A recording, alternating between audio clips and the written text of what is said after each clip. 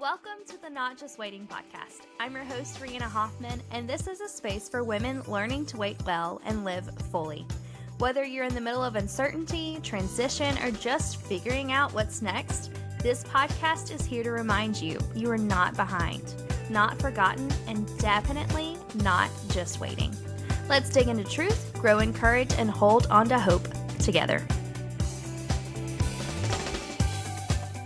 Hey friends, welcome back to the Not Just Waiting podcast. I'm so glad you're here. If you are anything like me, you've had seasons where waiting felt endless. You're praying, you're hoping, you're watching other people's lives move forward, and you're stuck wondering, why not me? Why not now? This week on Instagram, I shared a thought, progress over perfection, and it really struck a chord with so many of you because waiting seasons rarely feel perfect. They're messy, they're uncertain, and sometimes they're just plain painful. But what if waiting isn't wasted? What if it's actually preparation? God's way of strengthening roots before growth becomes visible. Today, we're going to talk about that. So let's start with some honesty.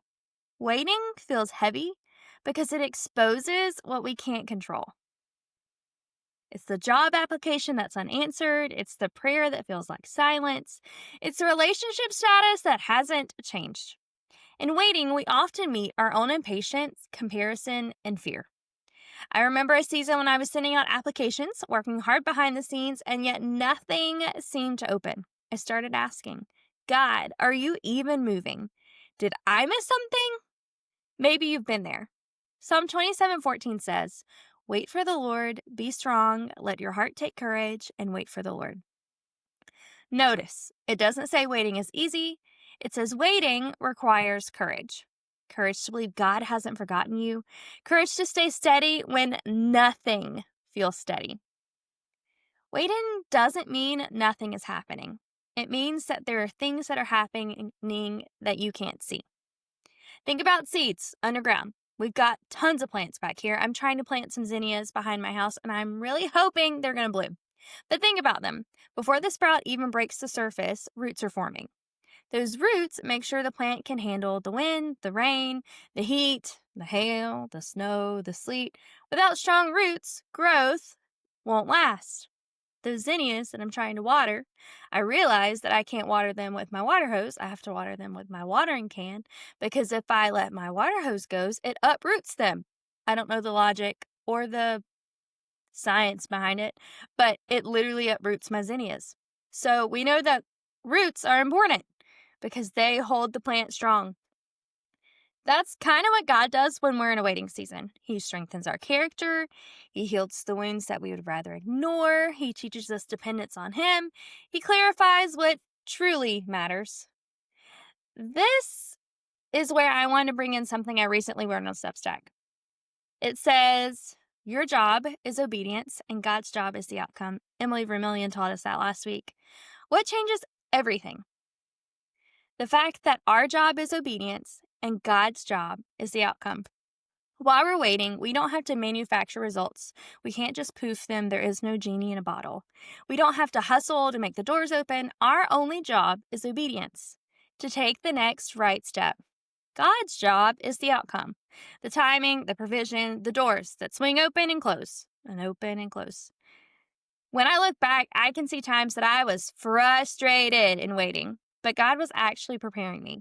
Skills I didn't know that I needed, friendships that would sustain me, healing that would anchor me in the next season. There's a lot of times that I look back at my teaching seasons and I'm like, Lord, what was the purpose? And then I get to do cool stuff like writing and creating PowerPoints and teaching and sharing with you guys. And I'm like, okay, the skills that I needed now were developed when I was a teacher, even though I didn't have control of the outcome. Our job is obedience and God's job is the outcome.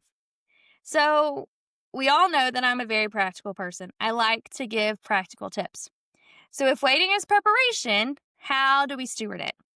Number one, we're going to celebrate the small things. Remember the progress over perfection? And the progress is greater than perfection. Even if you don't see the full picture, God honors the small steps. Reading scripture every day, that's progress. Choosing prayer over worry is progress. Texting a friend for accountability is progress.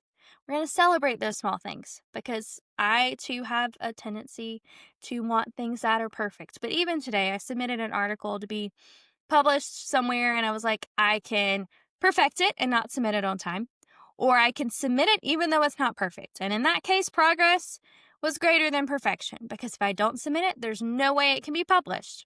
So we're going to follow what the Lord tells us to do. We're going to take one tiny step and we're going to celebrate those small steps. We actively keep sparkling cider in our fridge to celebrate the small things. This past weekend, we had a housewarming party and we got to celebrate the small thing with some cider. We're going to celebrate the small things.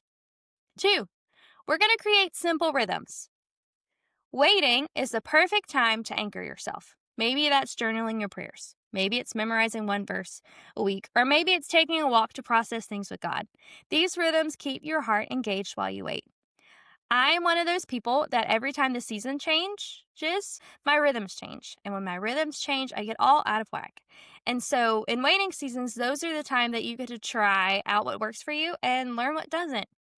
So for a season, all I did was listen to scripture via podcast because I couldn't sit down and read it because I would get distracted by the laundry that needed to be done and the dishes that needed to be put away and this, that, and the other that needed to be done. But I could turn on that podcast and I could listen for 3 hours and retain it while trying to study scripture. Now, that's not the case right now, but the season changed, so my rhythm changed. It might be coming back pretty soon because it's fall and I tend to do that in the fall. So we're going to create some simple rhythms.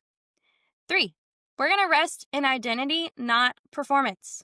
Waiting can make us feel less than. I felt it. You felt it. You've seen the Instagram posts of people getting married, of people getting engaged, of people having babies, of people having brand new jobs and brand new houses and brand new careers. And you're like, Lord, what are you doing? Why is it not me? And in those seasons, we tend to tie our worth with what we have, what we can produce, and it becomes our identity. But your worth is not tied to your timeline. You are loved, you are seen, and you are valued right here, right now. Not in what you think you need, not in the comparison that you see on social media, but where you are right now. The Lord calls you good, and He is sovereign, and He created you for a purpose, on a purpose. And you are seen, you're valued, and you're loved. So rest in the fact that the Lord created you, and He loved you, and He has you exactly where you are for a reason. Number 4, we're going to lean into our community. You are not the only one waiting. I'm waiting. Your friends are waiting. Your mom's waiting. Everybody's waiting on something, even if it's just for Jesus to come back. So we need to be in community and share those things. So you're going to want to share with a trusted friend or your small group. Sometimes saying, I'm waiting and it's hard is the first step to finding encouragement and accountability. So if you are looking for community, and you can't find it in your local church or you're kind of confused as to where to find it, please DM me. I would love to connect you wherever you are in the US or across the world with some people that want to be that community for you. So please reach out. So to recap, because we're practical, we're going to celebrate the small things. We're going to create simple rhythms. We're going to rest in identity and not performance, and we're going to lean into our community.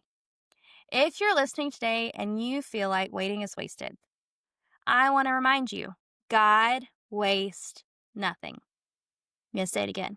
God wastes nothing. That job application, He's shaping your resilience. Even if you've submitted 202, I have a friend that has. The prayer you've prayed 100 times, He's forming deeper faith in you. He is sovereign. It's on His timing, not ours. That silence that you hate, because trust me, I hate it too. He's strengthening your roots. He's causing you to be able to grow so that He can do good work in you. Waiting isn't a pause button. It's preparation. So here's some things I want you to think about this week. What's one area of life where you're waiting right now? And what's one small step of obedience you can take, trusting God with the outcome? I'd love to hear your answers. Send me a DM on Instagram at reanna.ivy.hoff or feel free to reply on Substack. Sharing your story could encourage someone else in their waiting season. Friend, progress is greater than perfection. And your job is obedience. God's job is the outcome. Thanks for spending this time with me today. Waiting is not just waiting, it's growth, it's preparation, and you are not alone in it. See you next week. Bye, friends. Thanks for listening to the Not Just Waiting podcast. I hope today reminded you that even in the in-between, God is working and you are not alone. If this episode encouraged you, would you share it with a friend? And don't forget to hit follow so you never miss a moment of truth, hope, and real conversation. You can find me on Instagram at reanna.ivy.hoff and join the community over on Substack for deeper reflections and weekly encouragement. Until next time, take heart, friend. God is in the waiting with you.